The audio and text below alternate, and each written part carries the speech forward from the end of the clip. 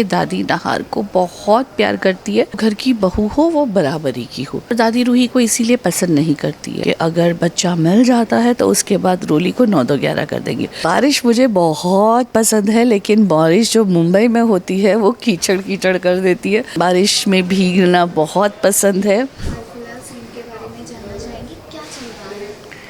Scene इतने mixed चल रहे हैं सारे कि मज़ा आ रहा है करने में कि कई बार हम फिल्मों में देखते हैं ना, कौन कहाँ से गया, कौन कहाँ से निकला और क्या चल रहा है, किसी को कुछ पता नहीं है। हाइड एंड सीक चल रहा है, काइंड ऑफ लाइक हमने भी हाल फिलहाल ये ट्रैक देख रहे हैं कि जो रोली है वो मौके का फ़ायदा उठाकर नाहर को अपनी पत्नी बनाकर रूही को बाहर निकाल दिया है। तो समवेयर कहीं ना कहीं दादी क्या ये चाहती थी और रोली ने मिक्स कर दिया है, क्या इसमें दादी की राय है? देखो, जितना आप लोगों ने अब तक सीरियल देखा है, एपिसोड्स देखे हैं, उसमें एक सिंपल बात ये निकल के आई है कि दादी नाहार को बहुत प्यार करती है और वो ये चाहती है कि जो घर की बहू हो वो बराबरी की हो, दिखने में भी, रुतबे में, ओहदे में, हर चीज़ में। और दादी रूही को इसीलिए पसंद नहीं करती है। अब रोली दिखने में तो सुंदर है, लेकिन ख़ानदान, खून, वो जो चीज़ें रूही के बारे में दादी ने बोली थी वो रोली पे भी एप्लीकेबल है। अब रोली से मजबूरी में नाहार की शादी करवा दी, क्योंकि रोली ने बोला है कि शी इज़ प्रेग्नेंट, तो मुझे तो वारिस चाहिए ना, मैंने दादी को वारिस चाहिए। गोयनका ख़ानदान का वारिस अगर रोली के पेट में है तो दादी ने इसीलिए शादी करवा दी, क्योंकि सबर की पत्नी तो जूही है, उनका तलाक तो खारिज हो गया है, झूठा था। और बोला भी था मैंने कि अगर बच्चा मिल जाता है तो उसके बाद रोली को 9-2-11 कर देंगे। सो प्रिसाइसली रोली को पसंद तो नहीं करती दादी, ये मैंने अपने सीन्स में बता दिया है और इसकी वजह भी बता दी है। तो एक्चुअली क्या होने वाला है ये तो आप देखोगे तभी पता चलेगा। सो अपकमिंग ट्विस्ट्स क्या हो सकते हैं दादी के, आई मीन रूही और नाहर को लेकर? वो जानने के लिए मैं खुद क्यूरियस हूँ, क्योंकि राइटर्स ये सीक्रेट हम आर्टिस्ट लोगों से भी रखते हैं ताकि हम पहले ही सोच न ले, अच्छा ऐसे होने वाला है, relax. No, we can not relax, because जब हमें अचानक पता चलता है कि क्या होने वाला है तभी वो करने का मज़ा आता है। क्योंकि कई बार कहते हैं ना कि instant recipes are really good, ये काइंड ऑफ वैसा ही है। Well, ma'am, apart from this, 1300 episodes complete करना in today's time, it's a big milestone and it's a big thing. तो आप इसके बारे में भी क्या कहना चाहेंगे? 1300 एपिसोड्स मनसुंदर के जो कंप्लीट हुए हैं उसके लिए पूरी टीम को तहे दिल से शुक्रिया, और deep deep deep from my heart thank you to all the viewers. अब दर्शकों का शुक्रिया, क्योंकि अगर आप दर्शकों ने इतना प्यार नहीं दिया होता ना तो आज हम यहाँ नहीं पहुँचते।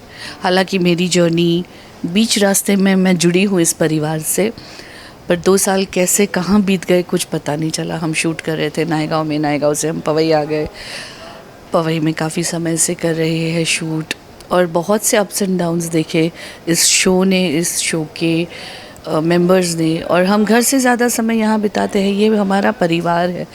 जब हमने कल सेलिब्रेशंस किए थे यहाँ पर, एक अलग एहसास था वो, that beautiful rose cake and the unit. It's a beautiful journey and मैं चाहती हूँ कि ऐसे ही ये जर्नी चलती रहे, क्योंकि ये जर्नी सबके लिए ज़रूरी है। Okay, so apart from this, as you know, ma'am, rainy season is there and वैसे ही बहुत बारिश हो रही है, तो सबसे एक अच्छी चीज़ जो आपको बहुत अच्छी लगती है बारिश में और आप खाना पसंद करेंगे और कहीं जाना पसंद करेंगे? वेल सो बारिश मुझे बहुत पसंद है, लेकिन बारिश जो मुंबई में होती है वो कीचड़ कीचड़ कर देती है, जो मज़ा नहीं आता। इसलिए बारिश का मज़ा उठाने के लिए, लुत्फ़ उठाने के लिए किसी हिल स्टेशन पे जाना अच्छा लगता है। बचपन से लेके मिड एज तक मेरी फेवरेट जगह थी लोनावला, खंडाला, तो मुझे वहाँ जाना अच्छा लगता था। हम लोग हर साल फैमिली ट्रिप करते भी थे अगस्त में। बट हुआ ये कि एक बार मैं स्टार प्लस का एक शो कर रही थी शॉर्ट फिल्म्स के लिए, यू लव स्टोरीज़ के लिए, जिसके लिए मैं गई थी Mahabaleshwar during monsoon, and I fell in love with that place. So मेरे लिए नंबर 1 पे है Mahabaleshwar in Maharashtra for monsoon, and I would be very happy and thankful to all my team members if they give me few days to गो.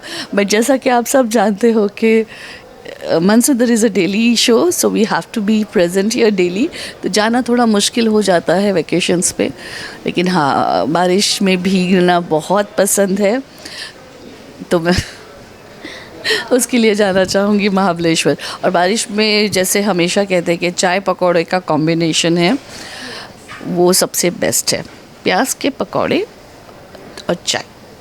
फिर ma'am shoot जब चलते हैं बारिश के दौरान थोड़ी दिक्कत हो जाती है, क्या आपने ये सब चीज़ें फेस की? दिक्कत होती है. मुंबई में दिन ब दिन ट्रैफिक क्यों इतना बढ़ता जा रहा है समझ में नहीं आ रहा.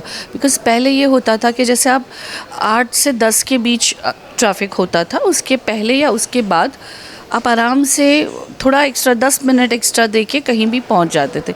लेकिन अब मेरे घर से स्टूडियो तक का रास्ता जो आधे घंटे का है, मुझे कभी 1.5 घंटा लग जाता है, कभी 2 घंटे भी लग जाते हैं.